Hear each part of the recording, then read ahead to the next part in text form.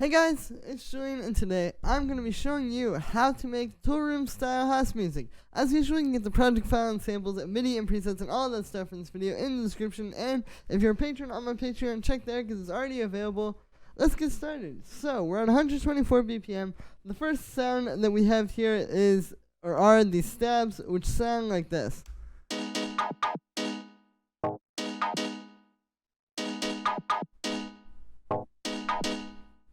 So these are these kind of like rhythmic minor chord stabs that you're hearing over the track. These add something very nice because if you listen to this track, and I'll turn these off so you can hear it even more. Without these, it's really just the rhythm section, but when you bring these in, it's giving you something that is still rhythmic and still fits into like what's happening there, but without taking over the whole thing. It still allows the rhythm section to shine while still having something, like I said, on top of it, so the track isn't just the bass and the drums. The first step here is the house piano, which sounds like this. So this is sort of like the main sound. It's playing the most of these chords. This was the one I started with as well. Basically, the way I wrote this pattern was I had all of this MIDI of these three on this one track, and then I just added the other sounds with some of the extra, or with some of the other notes. But this is sort of like the main one. What this is it's this M1 style piano. You can see I've just got it in simple here. I've got that going through a little bit of echo. This is really fast.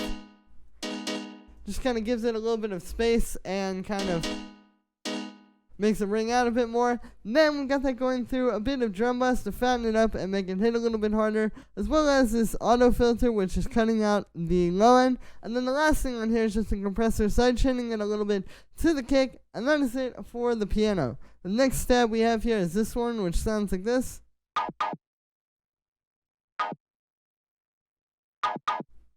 So this is playing the same chord as the one above. It's just playing this G sharp minor. That's the key we're in, is in G sharp minor. You can see with this one, it is a little bit different because it has these ones. So with these, it's just the G sharp minor chord, just G sharp, the minor third, B, and then the fifth, D sharp. That would be a regular G sharp minor chord, but then we just added a G sharp up top. So it's just kind of like mixing it up. You know, it makes it a little bit more interesting. But yeah, this is the chord that all three of these stabs are playing.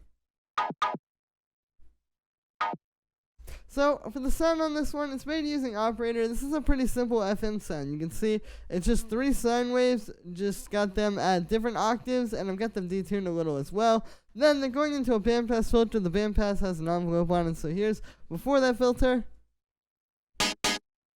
and then after. So you can hear it kind of dials it back, you know, makes it a little bit more like a stab. And something that can fit into this mix a little bit more. After that, we just have a bit of chorus to spread it out a bit. And then I have this drum bus to fatten it up and tie it all together. And that is it for the second stab. And then the next sound we have here is the last stab, which sounds like this. So this one just plays this one note at the same place every time. That, and yeah, this one's meant to be kind of similar to that last stab I showed you, but it's a little bit more dialed back and a little bit more subtle. With this one, you can see it's a similar sound. It's just three sine waves doing FM, and then I have those going into a low pass filter. So the last one was a band pass. This is a low pass. The low pass has a bit of an envelope on it as well. Here's without that. And then with it. So you can hear it gives it more of that like dubby organ sound. But yeah, then after that we have just a bit of chorus and then the saturator fattening the sound up. And that is it for the third stab. So those are the stabs. Like I said, they're pretty simple. It's just important to add something like that at least somewhere in your track, because it's going to make it so it's not just the kick and the bass and the drums. And, you know, it really adds a lot of depth to the track. The next thing we have here is the kick, which sounds like this. So yeah, this kick's pretty straightforward. It's just like this big, hard-hitting kick. It's tuned to G sharp. That's the key of our track. Yeah, it's being a little wonky, but you could hear and see that it was bouncing to G sharp there. But yeah, so it's just like this punchy kick. The main thing I'll say with this is just like the type of sound you're selecting, you really want to make sure you're getting a kick that's going to hit hard enough. Like, when you listen to a lot of these tracks on their own and just try and go and find a kick in a sample pack that sounds like it's going to hit as hard, oftentimes you're not really going to get something like this. That's like really just slamming as hard as we possibly can get it to sit on top of this mix. So it's important to find a sound like this that's just really big and full. And you can get this one in the description with the project file from this video. But yeah, I've just got a bit of drum bus on that to fatten it up. You can see I've got the transients up, so it's making it hit a little bit harder. We've also got this EQ8 on here, cutting out some low mid-range, just cutting out some mud. And that is it for the kick. The next thing here is the bass line, which sounds like this.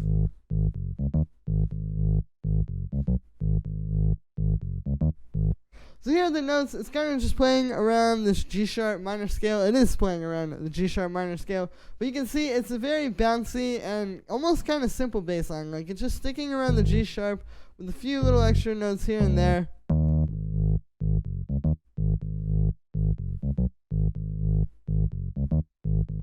And yeah, for the sound on this one, it's made using operator. This is your standard sort of like modern tech house bass. What it is it's just this simple sine wave. And then you add a little bit of FM from the second oscillator, which is an octave down from the first one.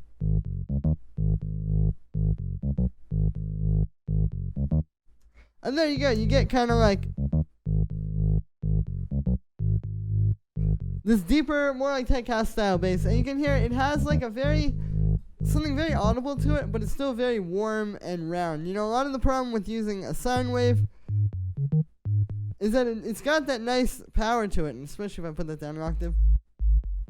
But you can't really hear it. It's not very audible. But when you add this in, now you can hear the bass very clearly, but it's still got a lot of warm and fat low end to it. So yeah, and then I just have a bit of drum bus on that just to fatten it up. I've also got this EQ8, which is cutting out 100 hertz or a little bit above to cut out some room for the kick, as well as cutting out some low mid-range and some mud around there. And then I have this mid-range boost here to kind of bring out the thing I was saying is very audible.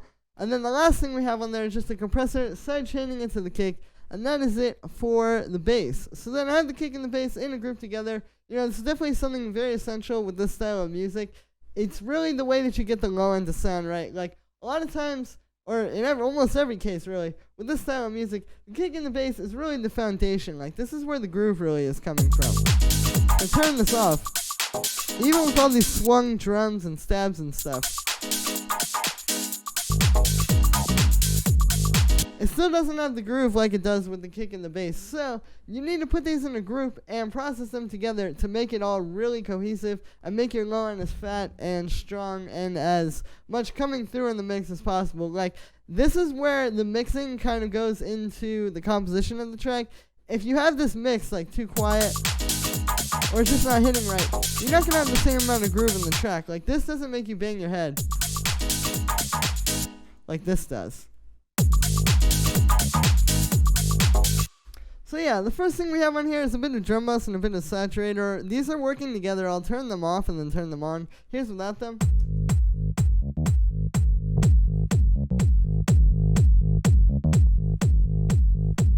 And then with them, so you can hear the drum bus really pulls everything together. You can see I've got this on the hard setting, so it's doing quite a bit. This is really the glue between these two elements, and I feel like pushes them together and makes them kind of fit together better in the mix. I've also got the transients up on that a little, so it's making everything hit a bit harder. And then the saturator just gives it that last little bit of fatness. Here's without it.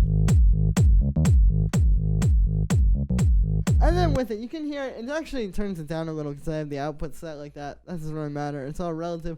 But yeah, this is just giving it like a little bit more fatness and a little bit more glue in the low end there. And then the last thing we have on there is just an EQ8, which is cutting at 272 hertz, just cutting out some mud, as well as boosting the lawn. That is it for the kick and the bass group. So the next thing we have here are these hi-hats, which all together sound like this.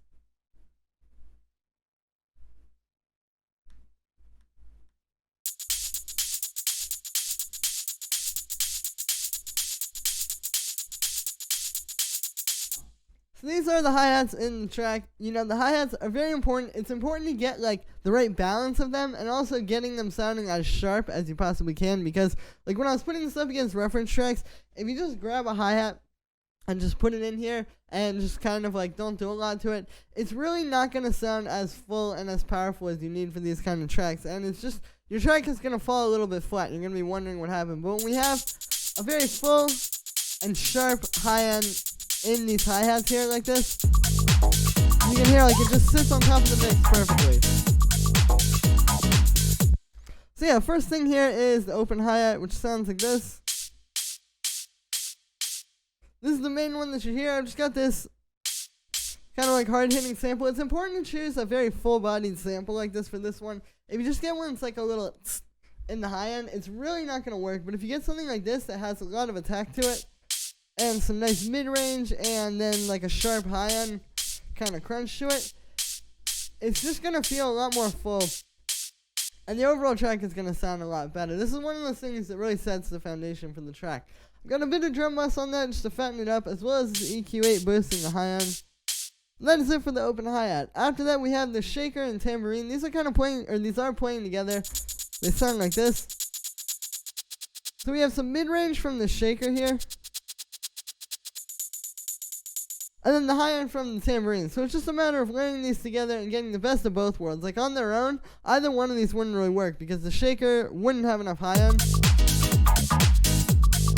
and the tambourine wouldn't have enough mid-range or body to it. When we layer them together, there we go, we get the best of both worlds, and it really fills out the track. So then the last hi-hat we have is this little closed hi-hat, which sounds like this. You may have noticed this one in the background. It's a very subtle element, but listen to what the overall mix sounds like if I turn it off. It's not quite as intense and exciting to listen to. When we add it,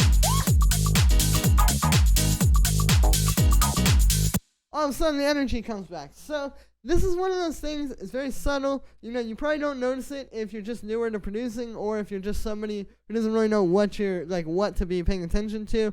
But this is important, and it's because it's just constantly going adding like this very energetic presence of just like high end in the mix, basically. So yeah, this kind of stuff is definitely important. I would recommend adding something like this in all of your house tracks, because you'd really be surprised what's going on in the background. But yeah, so that is it for the hi-hats. The next thing we have here, these little chops, which sound like this. So these just add like some extra percussion into the background of the mix. Kind of some texture as well. If I turn these off, you can hear.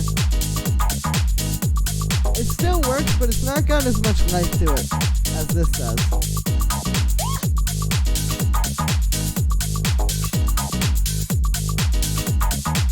Like I said, that has a lot more life to it. So with this one, I just have a bit of a high-pass filter on it.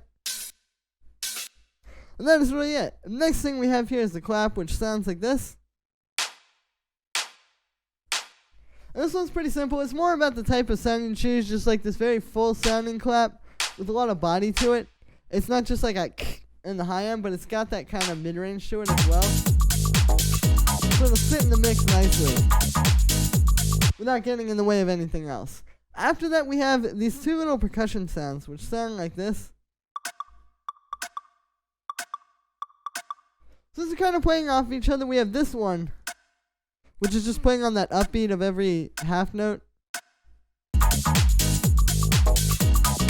Like that, and then we have this one, which is playing a more syncopated kind of swung pattern off of it. So these kind of things are important. You hear these in a lot of house tracks these days, just like these little background kind of like bloop type of sounds.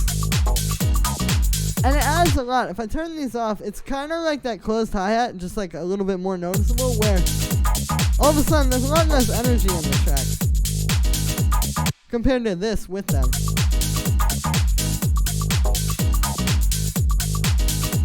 So yeah, just something important to keep in mind when you're making tracks like this. Like the small details in the percussion really make a big difference. The percussion is very important with this style. I have all that percussion in a group together. It's just like with the kick and the bass, just kind of tying all these similar elements together. I'll show you. Here is without any processing.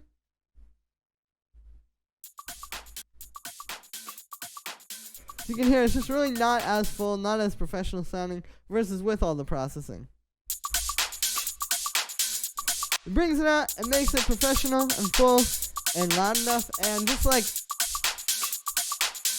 yeah, just a lot more full sounding. So the first thing we have here is a bit of reverb. This is very subtle. You can see the drumwood is only at 11%, but you can hear this. It's just giving everything a little bit of space. I talk about this a lot, but it's kind of like putting everything into the same space and making it all feel like even. And yeah, you can hear this helps to really tie the samples together and make them all feel like they're coming from the same place. After that, we have a bit of drum bass. This is just fattening everything up, giving it a bit more like crunch and texture. This really helps for giving everything a more even volume. Then after that, speaking of which, we have this compressor. So here's without this. And then with it, you can hear it just applies like this pressure almost to the mix. Like it's kind of squashing everything together very subtly. It's not doing a lot, as you can see. But it's just pushing everything together a little bit more and making everything feel kind of more even volume-wise. It's one of those things where I was putting this up against reference tracks, and you'll see this as well, making your own tracks, putting them up against reference tracks. Without this, it just wasn't quite holding up. It wasn't quite as full and professional sounding. But with it, it just gives it that extra little bit of oomph to make it really like stand out in the mix and then have everything be full. And I've also got the attack up a little, so that helps because basically the attack on a compressor is how long it takes for the compression to kick in. So with drum sounds, you have what's called a transient. Like if I pull up the clap, you can really see it. Like this thing right at the start is a transient, and then all this other stuff is the body of the sound. So if you're using a compressor, the compression, as you know, kind of flattens your sounds out. If you turn up the attack, you can get it to kick in a little bit after the transient, and then you'll compress and essentially flatten the body of the sound without compressing the transient. So you can even hear this. If I turn this to the default setting, and then I'll go back really quick. When we go back, all of a sudden, it feels like still that full compressed sound, but just without, like, it feels a bit more transparent. It feels like there's a bit more room for the transients and all that kind of stuff to breathe. So yeah, and then the last thing we have on there is just an EQ8, cutting out the low end as well as boosting a bit of high end. This really helps to kind of just make it stand out.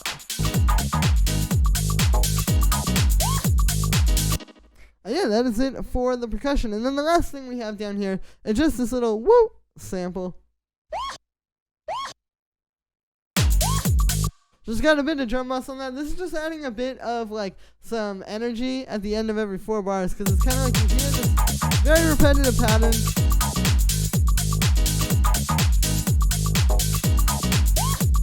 And you hear that wah! And that's what kind of tells your brain like, okay, the pattern's restarting now. So it helps to kind of center the music and, make it feel like this long repetitive thing is at least switching up a little bit or like having something come in to kind of throw you off a little bit. So that's me for this one, guys. I hope you enjoyed.